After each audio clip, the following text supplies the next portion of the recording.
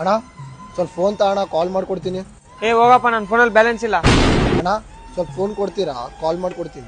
ಕಾಲ್ ಮಾಡ್ತೀನಿ ಅಂತ ಹೇಳೋದು, ಮೊಬೈಲ್ ಎತ್ಕೊಂಡು ಹೋಗ್ಬಿಡೋದು. ನಿಮ್ಮಂತ ಕಳ್ಮುಡೆ ಮಕ್ಕಳು ಎಷ್ಟು ಜನ ನೋಡಿಲ್ಲ. ಸುಮ್ನೆ ಹೋಗ್ತೀಯಾ, ಒದಿಸ್ಕೊಂಡು ಹೋಗ್ತೀಯಾ? ಅಣ್ಣ ಸ್ವಲ್ಪ ಫೋನ್ ಕೊಡ್ತೀರಾ, ತುಂಬಾ ಎಮರ್ಜೆನ್ಸಿ ಇದೆ, ಒಂದ್ ಕಾಲ್ ಮಾಡ್ಕೊಡ್ತೀನಿ. ತಗೋತಮ್ಮ. ಹಲೋ ಅಮ್ಮ, ನಾನು. ನಿನ್ ಫೋನ್ ಏನಾಯ್ತಪ್ಪ?